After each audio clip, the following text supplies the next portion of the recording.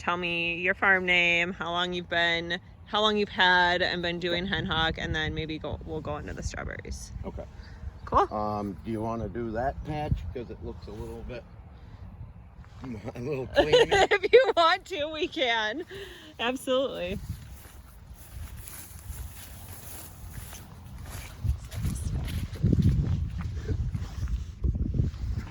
Yeah, now this patch here is absolutely going to be loaded. It looks like it. These are beautiful berries right here. All right. All right.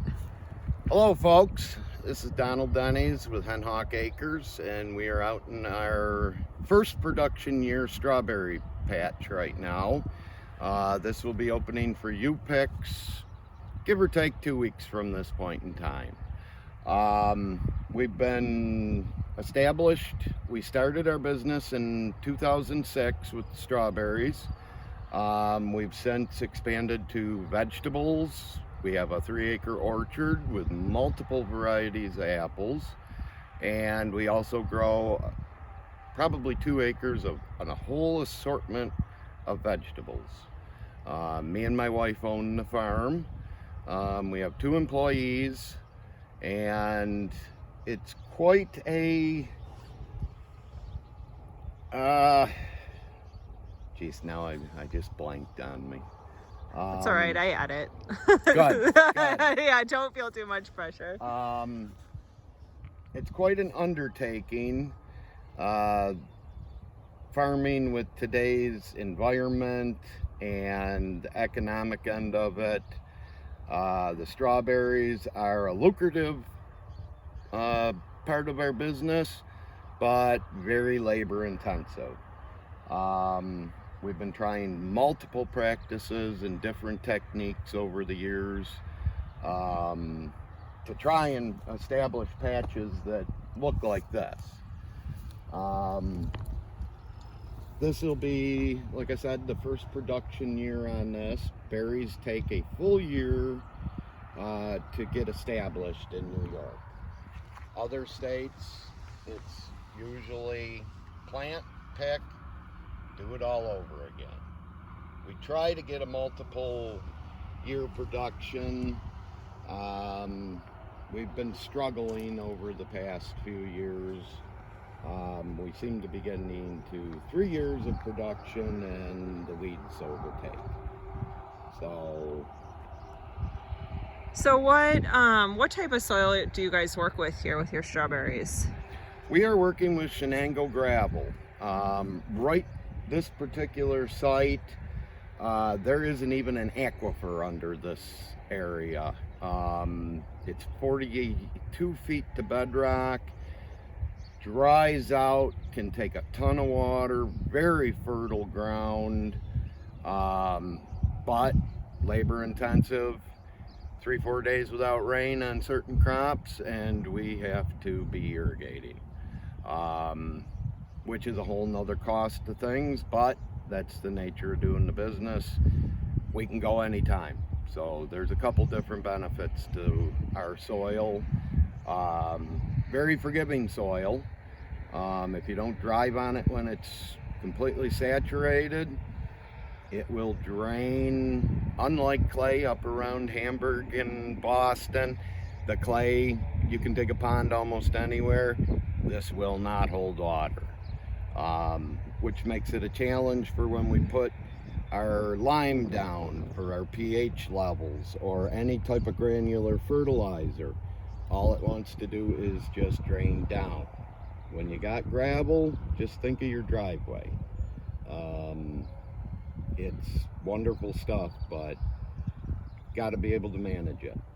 One thing that you mentioned was the climate here. So living in Western New York, it changes depending upon where you are from the lake. And so you touch on that a little bit and how you're unique in this little space here. We've actually got what I've come up with is a little microclimate right here. The hills, Boston Hills, East Concord, that lake effect that comes off the lake and keeps North Collins, Brant, Hamburg, Eden, more tempered, where right here we fluctuate drastically. A few days ago, in 36 hours, we went from a low of 39. Now that was on my truck thermometer, so it may have been 40. To yesterday, once again, my truck thermometer read 97. That creates a lot of difficulty because there's no even keel to things, that the plants are constantly being jumped around. Just makes it another challenge. Winters, climate's been changing. Winters are not as harsh. It's not freezing into the ground like it used to. I'm 25 years ago. The ground, that's why you have a frost line. Our soil here, my fields haven't froze in, I think, 7 years.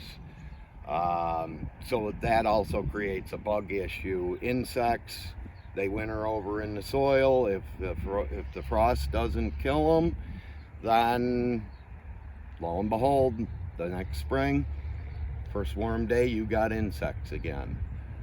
This year, insects have been horrible. Everything from flea beetles to aphids to Colorado potato beetles. Everything, the second warm day we had, insects were out. Apple aphids this year, leaf roller, same story. Nothing killed the insects back. So we're basically trying to learn how to farm very similar to what the individuals in the South, from Virginia, I would say from Virginia to the Carolinas, where you have that, it's a winter, but it's not really a winter. They fight bugs, armyworm. It'll be amazing if armyworms aren't an issue this year. I know it's not a cycle year for them, but down southern states, armyworm are always an issue, and that's what we're having to start to deal with. Too mild the winters. And then once spring happens, I mean, you kind of touched on the climate and what what do your strawberries need in order to kind of stay on track, stay on time for picking? Our strawberries, they need ample moisture. Right about the stage they're in, if we are not getting an inch of rain a week, the irrigation pipe is right here in the field, ready to go. We set it up, first of all, for frost protection, to protect our blossoms from any late frosts. We leave them in the field so that when berries are at the size they're at, ready to start filling, ample sunshine, but ample rain. Not crazy amounts of heat, not cool overnights either. Once again, you get toward the lake, you get a more tempered climate. 90 degrees, little warm for berries.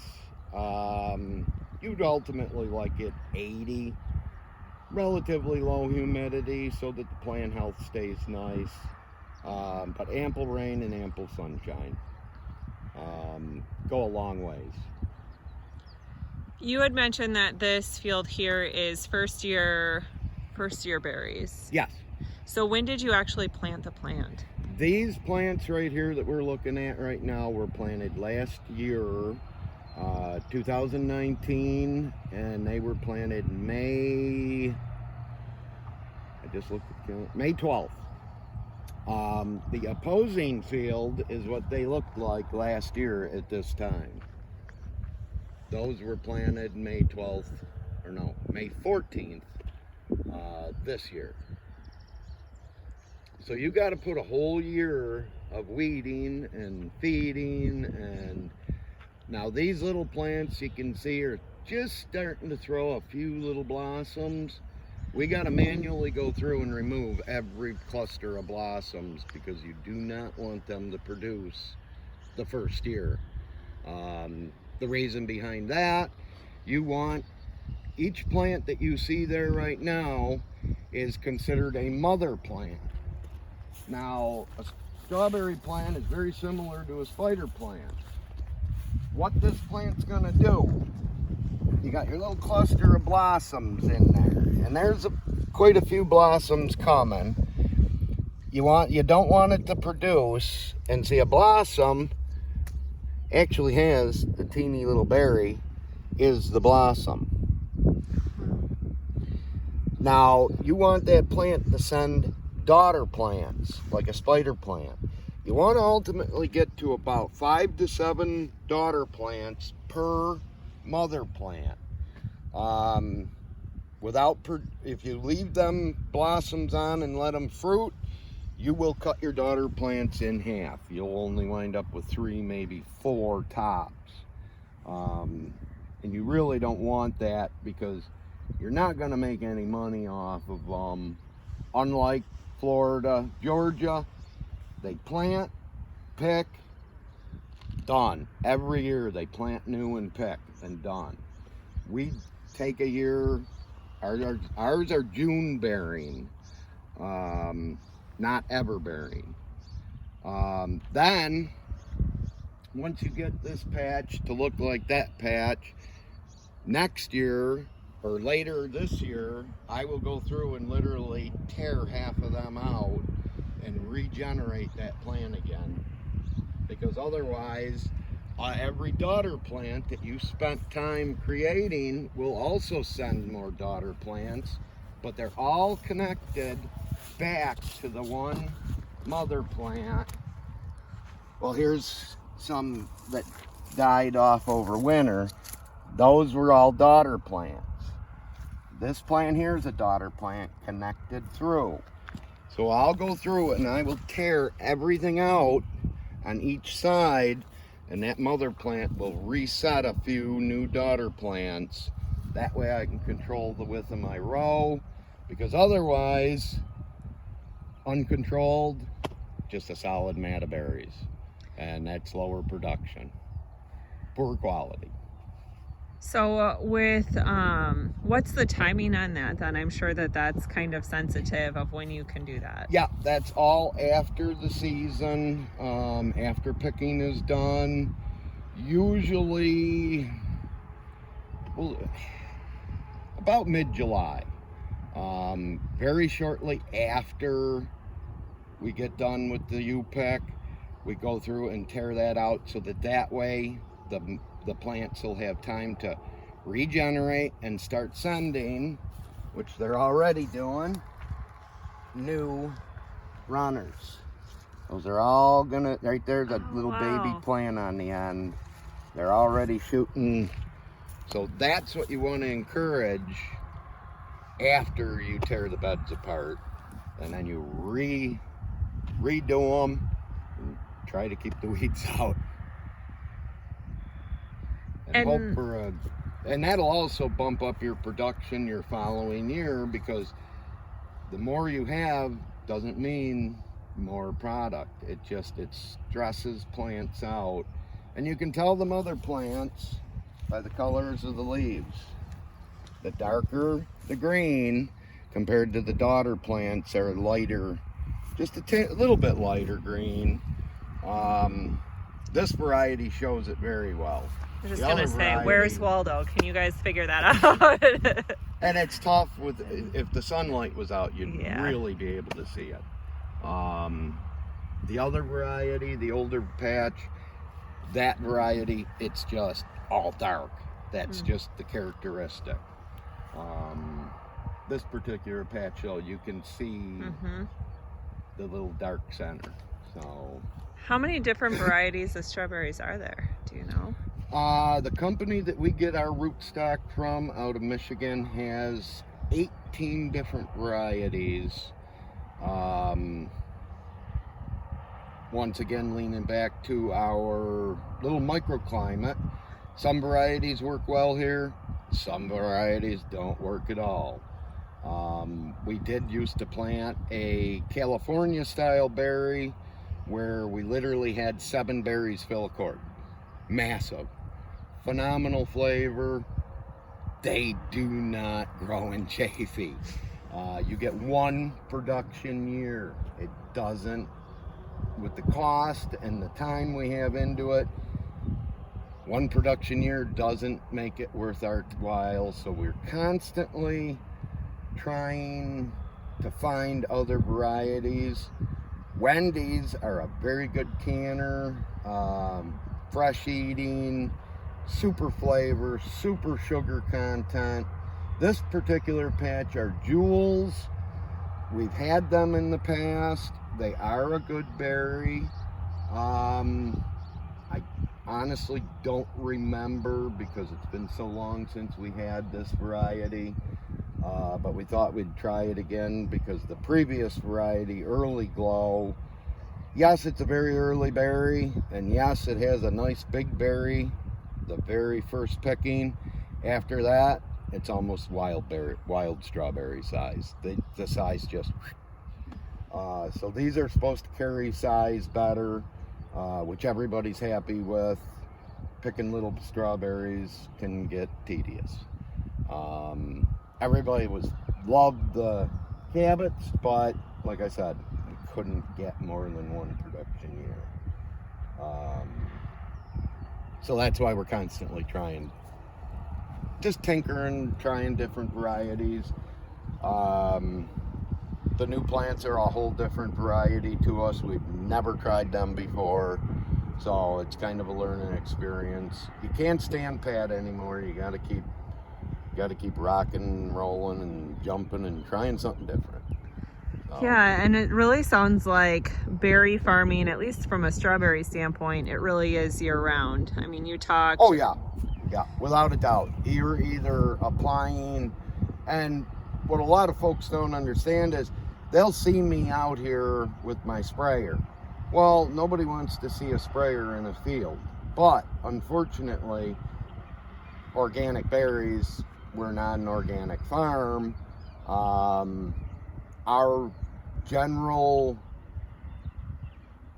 clients are not going to pay organic price. So we are a low chemical conventional farm.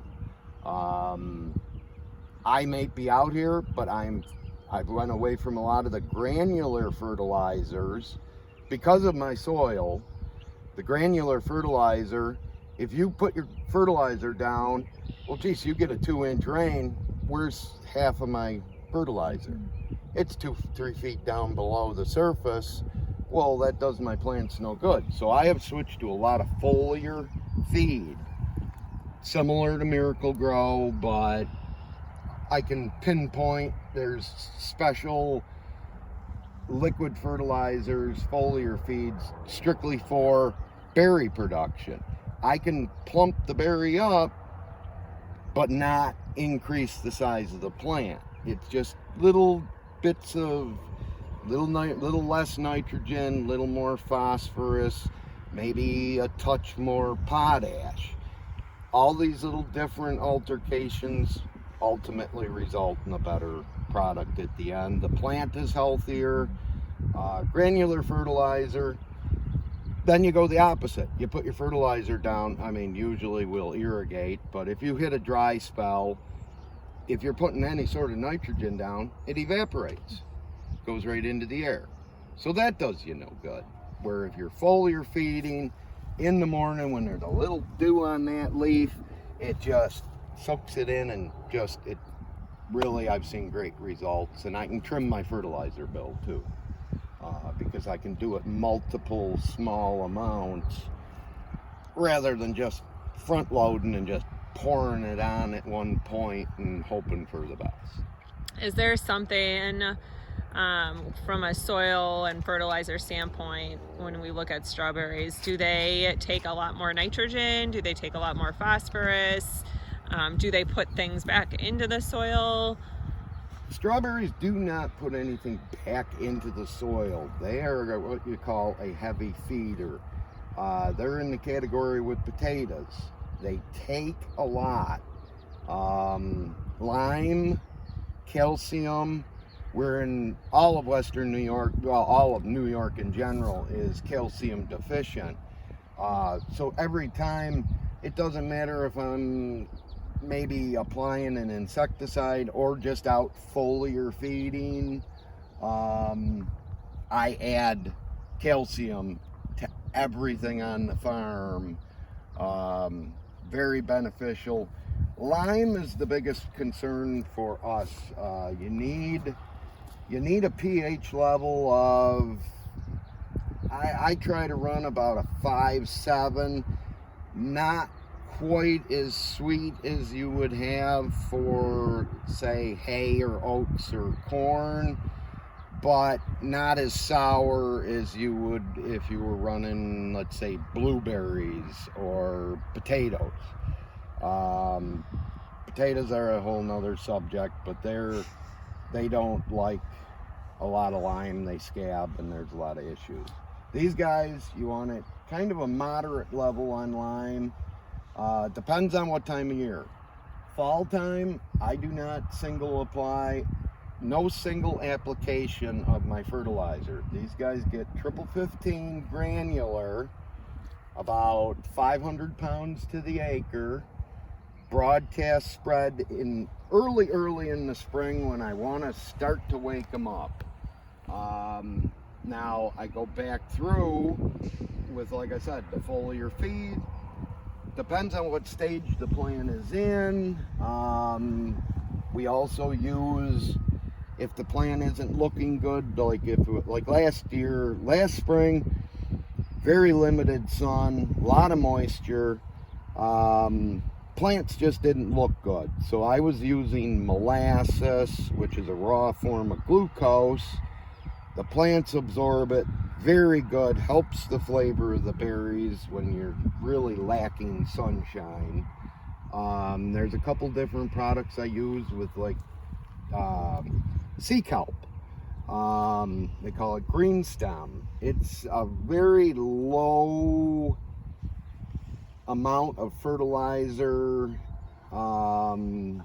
like 3, 9, 3 is very minimal, but that kelp that's in it, just whatever they do, when I apply that just makes anything that's looking sick look much better, and you can see the results in 48 hours. Really good stuff, and that is basically all an organic. French company actually produces it. There's nothing that's, I mean, they just process the kelp and come up with this solution, and it works. The molasses is a kind of a, it's an old wives' tale. Some guys believe in it, some guys don't. I'm one of the guys that believe in it. It's like liquid sunshine, I call it. My berries last year, even though it was a very dingy spring, started right off with good flavor, and I attribute that to just the use of the molasses. Just gives it that extra sugar that the sunlight wasn't there, so I had to do something. Very labor intensive, can't stress that enough. Not easy, not like years ago. The new varieties are not as strong of plants as they were years ago. Old timers remember Sparkleberry. Yeah, geez, wonderful berry, great flavor, no size. Why, you could drive on them with a steamroller, come right back. These new berries are not that tough. They've been just altered enough that disease, this is one of the diseases we fight on a regular basis, that leaf spot. That's a bacteria, and that is constantly an issue. And the deeper down in you get to the last year's fodder, that's what happens. This year I've kept that at bay, and I attribute that to some of our new organic sprays that we're trying. A very, very good product. I've been using it here in my strawberries, and I also use it in the orchard. And very good. It works well with everything and anything I've been using it with. And my plant health right now is looking super for the way this year's been. So Now, the question of the hour, we're going to test you. uh-oh. Is a strawberry actually a berry? Yes. Yep. Just like a blackberry, because the seeds are all on the outside of the skin, just like a blackberry would be. I read the other day that there's something like 200 seeds an average of 200 seeds on the outside of a strawberry. I could believe that. It's crazy. Yeah, the biggest thing that a lot of people don't realize, and it's very unique because apple blossoms don't have a little apple in it. At any stage of that blossom, you can see the berry that's going to develop in it. At any stage, that little yellow part, each one of those little hairs coming off is the seed on the outside of the strawberry. That's so cool. And that's the little critter you got to protect when it's freezes out. Of course, this year it froze when they were still completely closed and at ground level. It just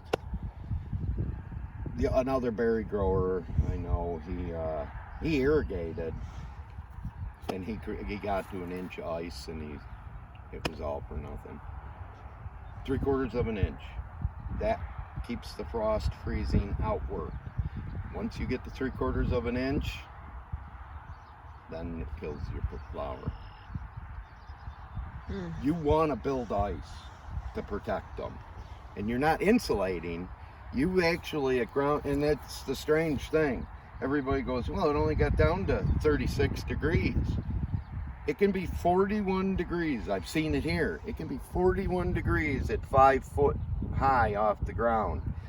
When your thermometer is at ground level, where all these are, frost develops when it can be 41, 5 feet up. All depends on the dew points. There's so much into it. It just makes your head spin. So you're a scientist, you're a weatherman, you're a farmer, you're everything. If you're in the berry business, you better have your P's and Q's about you, because there's always something gonna keep you on your toes. That's awesome.